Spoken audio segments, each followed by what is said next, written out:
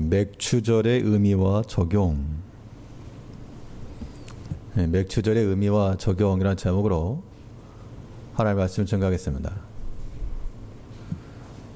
오늘 본문에서는 세 가지 절기를 지키라고 말씀하고 있는데, 첫째가 무교절이고, 그리고 칠칠절, 그리고 초막절이라고 나오고 있습니다.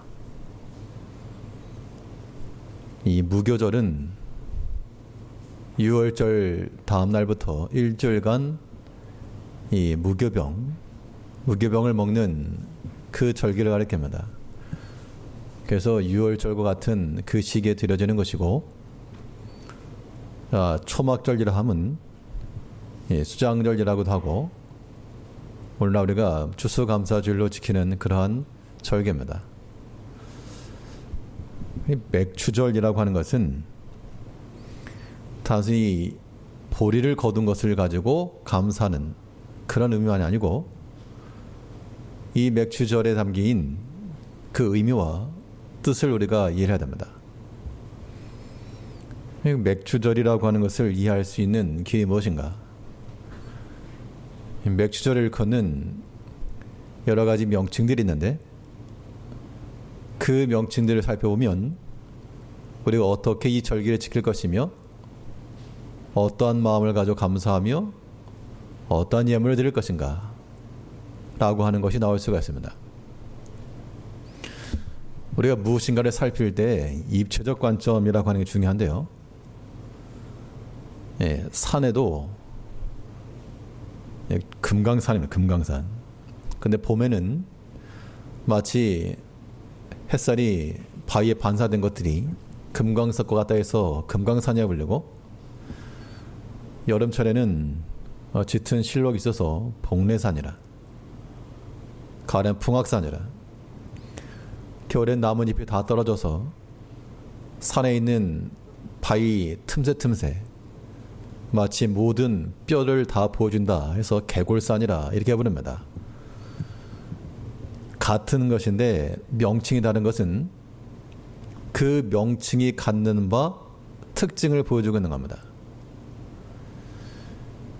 맥추절도 마찬가지인데요. 이 한 절기를 가리켜서 성경에서 다른 이름들을 사용하고 있는데, 그 이름을 살피게 되면, 또 그 날들을 살피게 되면 이 절기를 어떻게 지켜야 될지를 우리가 알 수 있는 겁니다. 물론 구약에 지켰던 것처럼 꼭 지켜야 되는, 절기 안 지키면 안 되는 그런 거 아니지만, 그 정신과 원리를 우리가 따라 원래 지켜나가는 겁니다. 그러면 이 맥추절의 당의 의미는 무엇이며 어떻게 적용할 것인가? 우리는 또한 무엇으로 감사할 것인가? 본 말씀을 통해서 살펴보겠습니다. 첫 번째로, 맥추절에 관한 다른 이름은 오순절이라고 하는데요. 이 오순절을 통해서 우리가 이해할 수 있는 바는, 하나님께서 우리에게 주신 그 말씀을 인하여 감사할 것. 그럼 우리는 이 감사의 제물을 가지고 나간다 할 때 하나 앞에 말씀을 잘 받고, 그 받은 말씀을 따라 순종해 나가는 것을 가지고 하나 앞에 이르러야 됩니다. 이 구약에 보면 하나님께서 시나산에 친히 강림하셔서 생명의 율법을 주시고 하나님 자신을 계시하셨습니다. 하나님께서 친히 그의 백성들 가운데 임하셨다. 출애굽기 19장 20절 말씀에서 여호와께서 시내 산, 곧 산 꼭대기에 강림하시고 그리로 모세를 부르시니 모세가 올라가매 모든 백성들을 다 불러 모아놓고 대표로 해서 모세를 부르신 겁니다.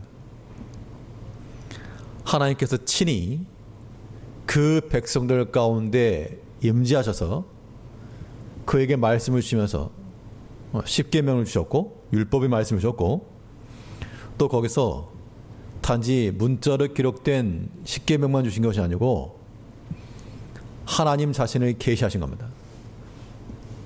돌판에 기록되지 않은 하나님 자신을 또한 계시하셨는데, 출애굽기 34장 5절 6절의 말씀을 보시게 되면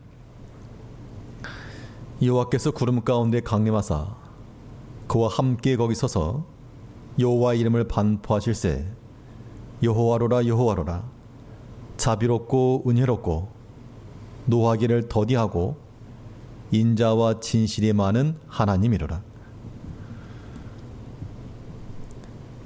하나님께서 시내산에 강림하신 그날이 그 날이다 라고 하는 건 아니지만, 하나님께서 그의 백성들 가운데 임재하셔서 그의 복된 말씀을 주시고 또 말씀과 병행하시는 하나님 자신을 계시하심으로 여호와로라 은혜롭고 자비롭고 노하기를 더디하시는 하나님이심을 나타내 보셨습니다. 그 이야기즉슨 이제는 너희가 하나님을 알고 그의 말씀을 따라 순종하며 은혜롭고 자비롭고 노하기를 더디하신 하나님을 믿고 섬겨라, 그 말인 거죠. 하나님께서 우리에게 임재하실 때는 구약시대에 시내산은 그렇게 강림하셨으나 눈에 보이는 것 같이 오늘날 하나님께서 우리 가운데 임재하신다 할 때는 반드시 그의 말씀과 더불어 함께 하십니다. 하나님의 말씀 안에 하나님이 함께 하시는 거죠. 그러므로 하나님께서 우리 가운데 임하신다, 그의 말씀이 우리 가운데 임한다 할 때 그 말씀 우리는 온전히 잘 받아야 됩니다. 하나님을 깨달아야 돼요. 이것이 신약에 넘어가게 되면 더 분명하게 오순절날 있었던 성령 강림 사건으로 연결이 됩니다. 사도행전 2장 1절에서 4절 말씀을 보시면 오순절날이 이 이름에 저희가 다 같이 한 곳에 모였더니 저희가 다 성령의 충만함을 받고, 오순절 성령 강림에 대한 사건이 좀 더 디테일하게 기록되어 있는데요. 마치 강한 바람 소리 같이, 불의 혀가 갈라짐 같이 각 성도들 가운데 임하셔서 그들의 충만함을 받고, 그런데 그것이 또한 오순절날에 임하셨다 이 얘기입니다. 그러면 성령께서 임하신 것은 단회성입니다. 그리스도의 성육신이 단회적이었던 것처럼 성령의 임하심도 단회적인 겁니다. 우리가 성령을 받는다라고 하는 말은 우리 가운데 임하신 성령께서 역사하시도록 우리 안에 마음을 다시금 새롭게 하고 성령 안에서 은혜를 얻고자 하는 것이지, 불받아야 된다는 그런 심정을 가지고 또 다른 불세례를 주장하는 것은 성경 합당치 않습니다. 이 단회적 사건이 오순절날 가운데 일어났다. 그러면 구약에서 하나님께서 시내산 가운데 강림하시고 신약에서는 성령께서 우리 가운데 강림하셔서 궁극적으로 하시고자 하신 일이 무엇일까? 하나님께서 시내산에 강림하셨을 때는 율법을 주셨죠. 그 말씀을 주신 겁니다. 오순절 성령 강림 사건에서 예수님께서 약속하신 대로 내가 이제 곧 너희에게 보혜사를 보낼 것인데 그 보혜사가 오시면 이러이러한 일이 있을 것이라. 그게 목적이겠죠. 그럼 성령께서 우리 가운데 임재하시는 목적을 우리가 알 수 있다는 겁니다. 그 목적이 무엇인가? 바로 하나님 말씀을 생각나게 하는 거라 그랬습니다. 요한복음 14장 26절 말씀에서 보혜사 곧 아버지께서 내 이름으로 보내실 성령 그가 너희에게 모든 것을 가르치시고 내가 너희에게 말한 모든 것을 생각나게 하시리라. 성령께서 너희 가운데 임하시면 무슨 불을 받고 없던 능력이 생기며 그런 것만이 아니요, 너에게 하나님 말씀이 생각날 것이라. 이게 하나님께서 우리 가운데 임재하신 증거라는 겁니다. 우리가 성령을 받았다. 무엇을 근거로 성령을 받았다 말할 것인가? 우리가 오늘날 방언의 은사를 제한하지 않지만 그것이 성령의 증거다, 그것만이 성경의 증거다, 그렇게 말할 수가 없습니다. 세미한 가운데 말씀하신 하나님께서는 얼마든지 우리 묵상한 기도를 통해서라도 응답하시기 때문에 외적인 표지만을 가지고 말할 것이 아니라 성령께서 우리 가운데 임하시고 함께 하시는 그 강력한 증거는 우리 마음속에 하나님 말씀이 생각나는 것이고, 생각이 났으면 그 말씀 의지하여 순종하는 것이며, 잘못된 것은 돌이키고 바른 것은 힘쓰행하는 것입니다. 이것이야말로 이 맥추절, 이 절기를 지키는 이 우리 성도의 자세인 겁니다. 예수님 제자들 가운데 예수님께서 십자가에 돌아가신 이후 실망을 하여 고향으로 낙향하던 그런 제자들이 있었습니다. 부활하신 주님께서 그들과 함께 길을 걸어가시면서 손자로부터 시작해서 주의 말씀을 다 이루시고 또 그리스도가 이렇게 일을 당하실 것이라 다 풀어주신 이후 그 다음에 그 제자들의 상태가 어땠는가? 이것이 오늘날 우리가 하나님 말씀을 받은 이후의 상태가 되어야 되겠는데요. 누가복음 24장 32절을 보겠습니다. 누가복음 24장 32절 33절 말씀에서 우리에게 성경을 풀어주실 때에 우리 속에서 마음이 뜨겁지 아니하더냐 하고 곧 그 시로 일어나 예루살렘에 돌아가 보니, 예수님 따라가면서 여러 가지 가능성을 받고 또한 뭔가 모르는 희망이 있었는데 예수님께 허망하게 십자가에 달려 돌아가셨다. 우리의 모든 꿈은 다 깨졌으니 돌아가자. 그 길 가운데서 성경을 풀로 가르치실 때 이 두 제자의 말이 무엇입니까? 그가 우리에게 성경을 풀어 주실 때 우리 속에서 마음이 뜨겁지 아니하더냐. 그 말씀이 살아난 겁니다.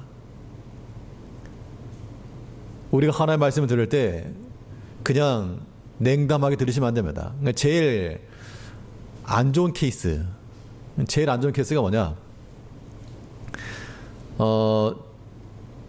주중에 이제 피곤하시니까 힘드시니까 주일에 이렇게 주무시기도 하시고 마음 편하게 그럴 수도 있지만 그러시면 안 됩니다. 물론 이 목소리가 자장가 같아가지고 잠깐 죄송하긴 하지만 정신을 차리고 우리가 하나님 말씀을 들을 때 그 말씀을 사람의 말로 받으면 아무런 의미도 없고, 내게 말씀하시는 하나님 음성을 듣게 되면 우리 영혼이 그 말씀 듣고 깨어나는 겁니다. 한 주 동안에 기다리면서 하나님 말씀을 기대하는 심정을 가지고 나오시는 것이 맞죠? 하나님께서 기뻐하시는 예물은 다른 것이 아니고 하나님 말씀을 간절히 사모하는 마음을 가지고 듣고 깨달음을 따라 행하는 데 있습니다. 그 마음의 뜨거움을 받고 이 제자들이 어떻게 했습니까? 곧 그 시로 일어나 예루살렘에 돌아가서 그의 제자들과 합류하여 복음 전하니 앞장선 겁니다. 오늘 우리가 신앙생활 한다는 것이 이 자리에 계신 성도들 마찬가지입니다. 자칫 잘못하면 휙 날아갈 수 있어요. 지금 하나님 말씀을 듣는다 할 때는 내게 말씀하시는 바, 우리 마음에 그러한 감동함이나 하나님의 지시하심이나 때로는 우리 가운데 책망하심이 느껴지지 않으면 뭔가 문제가 있는 거죠.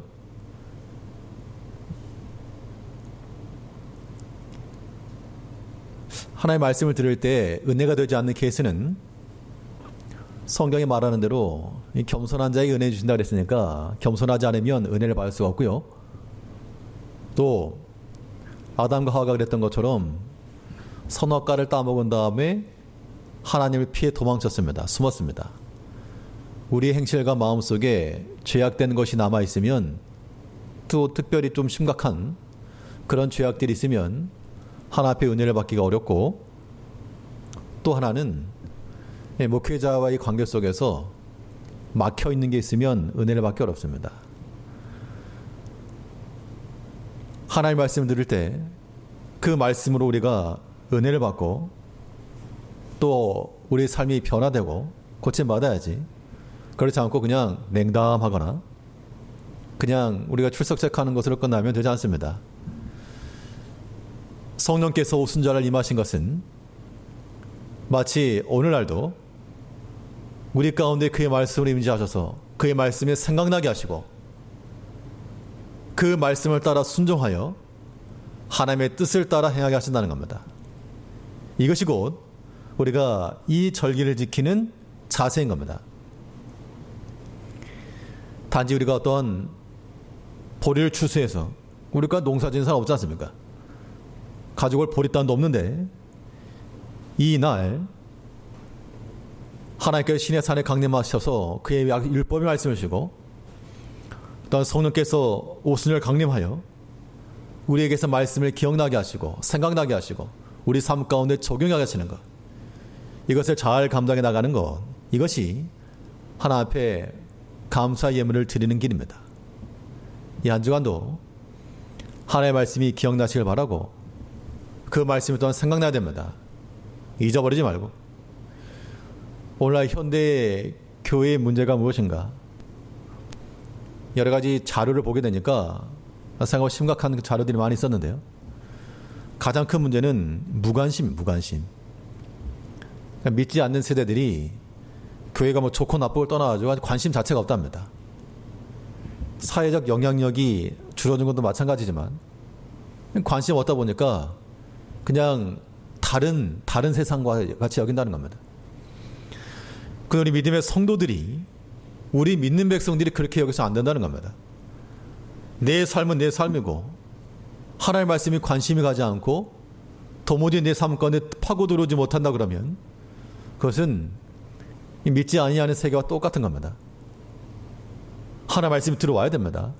우리 생각 속으로, 마음 속으로, 또 행실 속으로. 그래서 우리 가운데 변화가 일어나는 것, 이것이 우리가 하나님 앞에 가지고 나갈 그런 예물인 줄 알고 말씀을 기억하시면서 또 생각하시면서 살아가는 한 주간 되시길 바랍니다.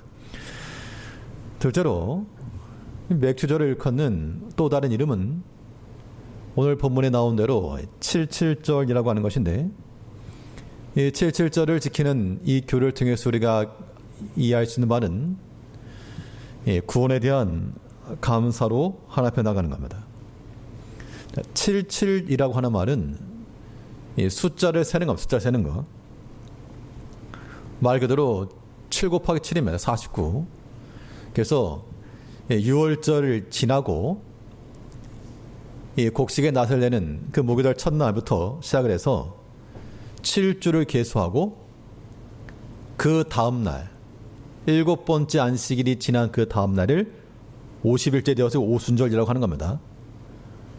그러니까 오순절이라고 하는 말이나 77절이라고 하는 말이나 같은 개념인데, 오순절이라고 하는 것이 50일째 되는 날을 의미한다면 이 77절이라고 하는 말은 숫자를 세는 거니까 그 6월절 지난 날부터 하루 세는 겁니다. 하루 지났습니다.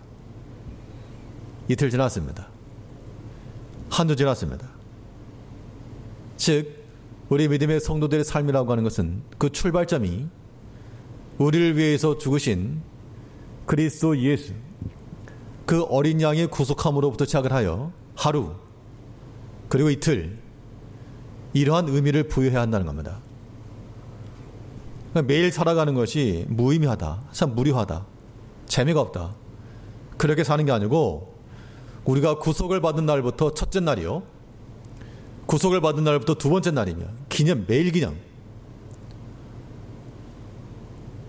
즉 우리가 하나 앞에 구원을 받은 것을 가지고 그것을 기억하며 살아가라, 이것을 우리에게 말씀하고 있습니다.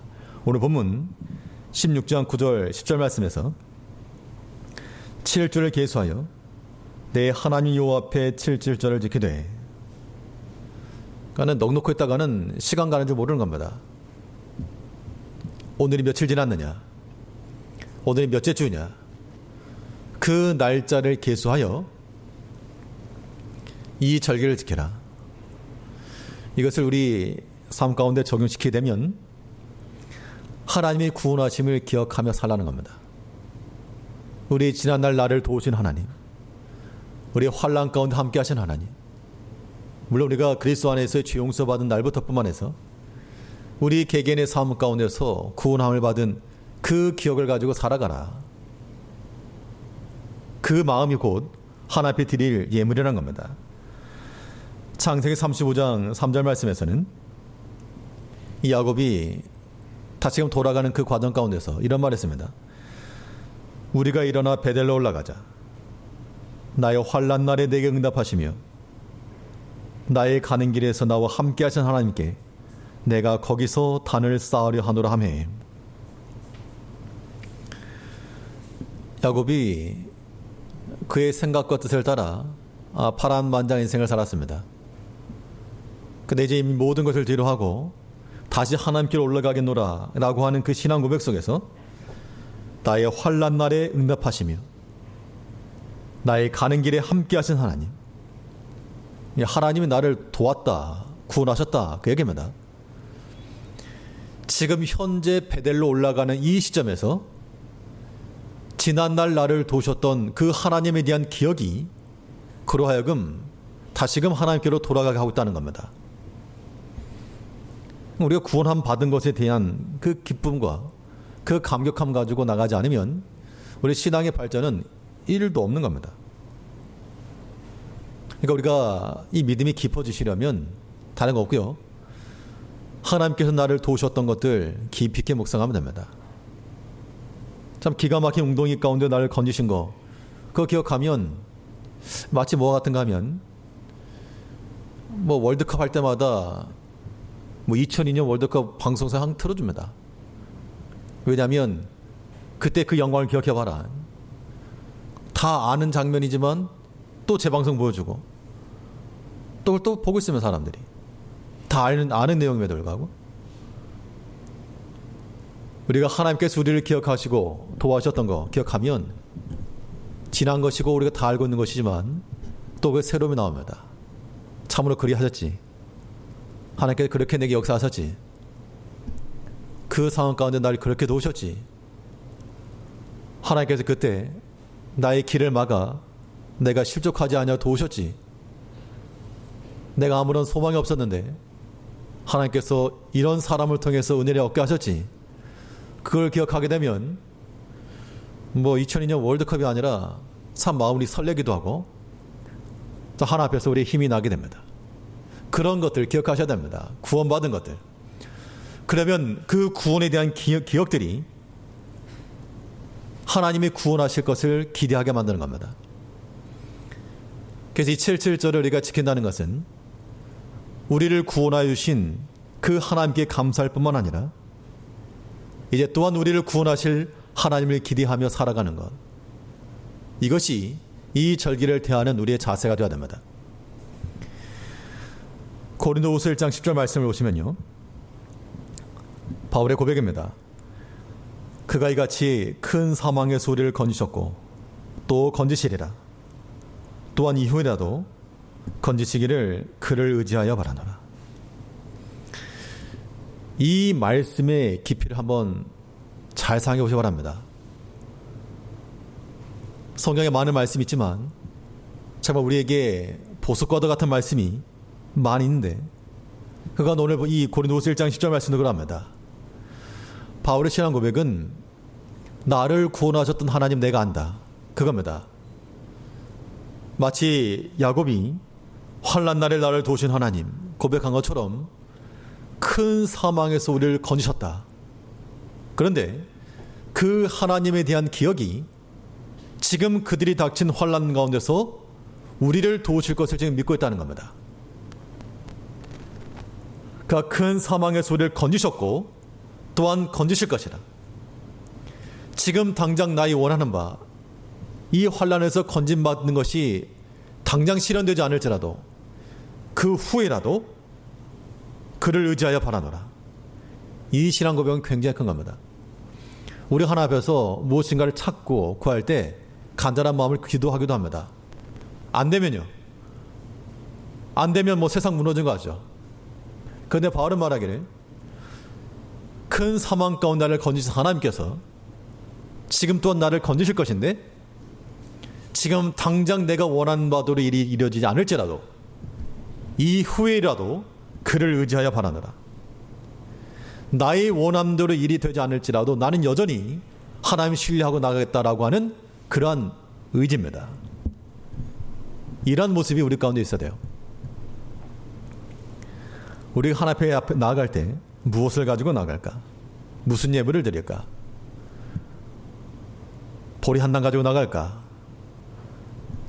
그것 없어도 하나님께서 우리를 구원하신 그 기억들 선명하게 하시고 또렷또렷하게 괜히 서운했던 거, 속상했던 거 그런 것만 기억하지 마시고 아무튼 그런 것들 기억하라 그러면 세계 1등이라도 갈 것인데 그런 건 좀 잊으시고 하나 앞에 받은 은혜를 기억하시고 내게 보셨던 그 은총을 기억하시고 그 구원을 기억하고 그것을 바탕으로 큰 사망에서 건지셨고 건지실 것이다. 이후에라도 건지시기를 그를 의지하여 바라노라. 이러한 신앙 고백은 우리가 하나님 앞에 가져올 만한 재물이요 예물입니다. 이 한 주간 살아갈 때에도 하나님께서 우리를 구원하신 그날을 기점으로 하루 지나고 이틀 지나고 언제까지? 약속의 그리스도의 소식을 그때까지 하루의 삶이라고 하는 것이 구원에서 시작하여 구원을 이뤄가는 삶인 겁니다. 이런 마음가짐이 없으면 믿지 않는 사람들과 다를 바가 없죠. 우리의 신앙의 지식과 우리의 삶이 불일치하지 않도록 하나님의 말씀이 우리 삶 가운데 침투하여 들어오기까지 그래서 그 말씀이 우리 가운데 능력을 역사하여 우리를 구원하시도록 하나님께 모든 주인의 자리를 내어드려야 됩니다. 이것이 하나님께 드릴 좋은 예물이라. 세 번째로 이 맥추절을 일컫는 또 다른 명칭은 초실절이라. 초실절. 자, 초실절이라고 하는 것은 첫 열매를 거두었다라고 하는 뜻인데요. 이것은 그 열매를 통하여 우리에게 생명을 주신 하나님 앞에 감사할 것을 우리에게 보여주고 있습니다. 출애굽기 34장 22절 말씀을 보시면 7절 곧 맥추의 초실절을 지키고 가을에는 수장절을 지키라. 절기들이 막 말들이 많아가지고 서로 다른 것처럼 보이지만요. 이 맥추절은 첫 결실을 가지고 드리는 것이고 수장절은 이 가을에 거둔 것을 가지고 드리는 겁니다. 저장하여서 감사를 드리는 거죠. 맥추의 초실절, 첫 익은 열매라. 이 첫 열매라고 하는 것은 첫 번째 열매가 맺혔으니까 그 다음 열매도 맺히겠죠. 이거는 첫 번째라고 하는 그 순서의 의미보다도 이 겨울의 흉년의 때를 지나 하나님께서 양식주셨다, 그렇게 일단 이해할 수가 있습니다. 그러니까 우리 사람이 먹고 마시는 것도 또 하나님의 손에서 난다, 그렇게 믿고 나가셔야 됩니다. 그렇게 믿어야 되는 게 아니고 실상이 그런 겁니다. 그러면 이 흉년의 때를 당하게 되면 우리가 하나님께로 나가는 게 맞죠. 왜냐하면 우리 양식이 하나님께 있으니까. 그런데 이것을 믿지 못하면 흉년의 때 어딜 간다?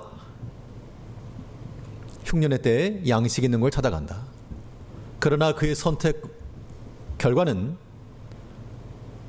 실패로 끝난다는 겁니다. 우리가 항상 범하는 실수지만 좀 시행착오라고 하는 게 고쳐지지가 않죠. 룻기 1장 1절 말씀을 보시면요. 사사들의 치리하던 때에 그 땅이 흉년이 되니라. 유다 베들레헴의 한 사람이 그 아내와 두 아들을 데리고 모압 지방에 가서 우거했는데, 엘리멜렉에 관한 이야기입니다. 흉년 때에 모압으로 갔다. 이건 단지 이주, 이사한 것을 의미하지가 않고 여기서 의미하는 바가 이겁니다. 사사들이 치리하던 때라 함은 하나님께서 이스라엘 백성들을 애굽에서 건져내시고 광야 40년 연단을 통해 또한 가나안 정복 종정을 통해 그 땅의 각 지파별로 땅을 분배하시고 약속의 땅을 얻게 하신 겁니다. 그런데 그 땅을 박차고 다시금 이방으로 내려갔다는 걸 지금 말씀하고 있는 거죠. 뭐 하려고? 양식을 찾아서. 유다 베들레헴에 있어야 될 그 사람이 하나님이 정하여 준 그 자리에 있지 않냐고? 도리어 양식을 따라 모압 지방에 내려갔다. 이것이 오늘날 양식을 따라가는 우리네들의 모습과도 같습니다. 흉년의 때 먹을 걸 찾아가는 게 뭔 잘못이냐? 뭔 잘못이 아니고 하나님의 백성들이 하나님의 말씀을 버려가면서 세상의 것을 얻으려고 하는 것이 문제다 그 이야기입니다. 현실적인 문제이기 때문에 이거 마음에 거부감이 들지도 모르겠습니다만 성경이 준 거 그런 겁니다. 이 흉년의 때에 무엇 해야 될 것인가? 더욱 주 앞에 나는 더욱 주 앞에 하나님께서는 들의 풀도 키우시고 하다못해 날아가는 새에게도 먹을 주신 분이 하나님이라 그랬습니다. 예수님이 친히 말씀하신 거 아닙니까? 너는 이보다 더 귀하다. 그런데 우리는 그걸 믿지 못하고 지금 당장에 눈앞의 것만을 바라보게 되고 나가게 되면 그것은 하나 앞에 드려질 만한 예물이 될 수 없다는 겁니다. 코로나로 인해서 여러 가지 어려움이 많이 있습니다. 코로나가 아니라도 어려움일 때는 항상 있었지만 특별히 경제적으로나 여러 가지 면에서 어려움들이 있는 거 우리 다 알고 있습니다. 그럼 어떻게 할 것인가? 흉년의 때에 그래도 우리는 하나님께 나가야 합니다. 이 엘리멜렉의 선택과 이 모압 지방에서 예루살렘에 들어왔던 룻의 선택을 한번 보십시오. 그 흉년의 때에 부해지겠다고 하나님의 약속의 자리를 떠났던 그는 죽임을 당하였고 그 가정으로 돌아가라 했던 그 시모의 말을 따르지 않고 어머니의 백성이 나의 백성 되며 어머니 하나님 나의 하나님 될 것이라 그 하나님 의지하고 빈곤의 땅을 선택했던 그에게는 하나님께서 풍성한 은혜를 베푸셨다는 겁니다. 그러니까 그 과정은 생각한 채 결과만 얻으려고 하기 때문에 그렇죠. 분명한 것은 하나님 의지하는 마음을 가지고 우리의 먹을 것과 마실 것도 하나님께 있다. 사람의 생명이 하나님께 있다.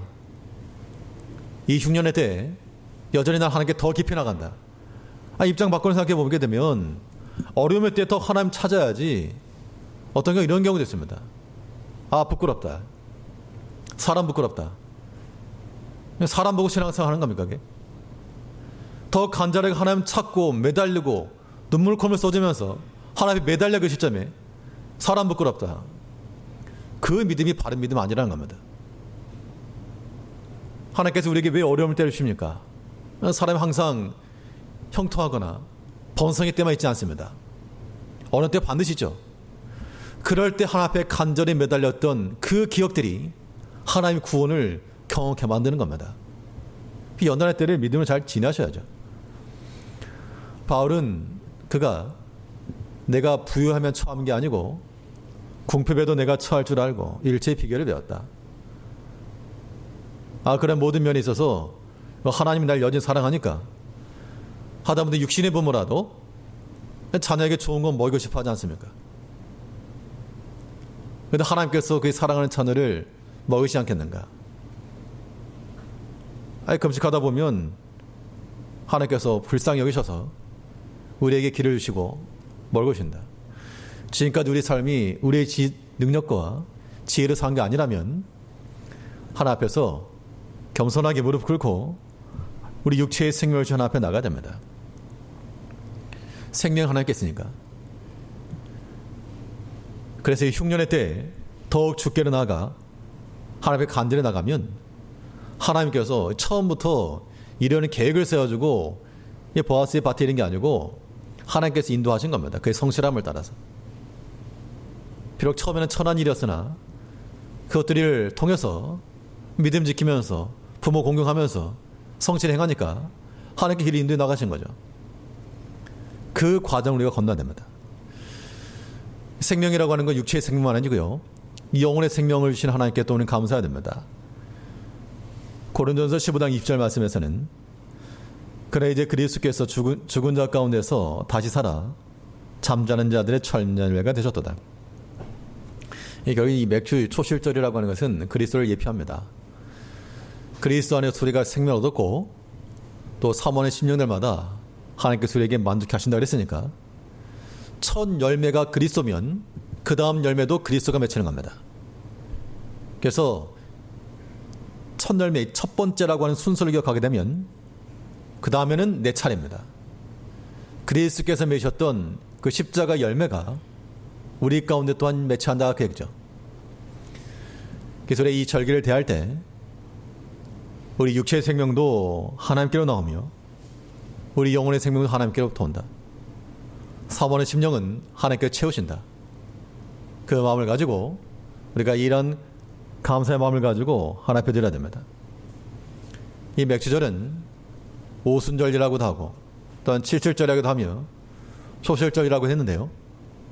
하나님께 친히 우리 가운데 임재하셔서 그의 말씀으로 함께 하시며 그 구속받은 날을 기점으로 하여 하루하루의 의미를 새겨나가며 우리 육의 생명과 영의 생명이 하나님께로부터 오는 줄 알고 하나님을 의지하며 감사하며 나가는 모든 성도님들 되시길 바라겠습니다. 기도하겠습니다. 우리를 사랑하신 아버지 하나님,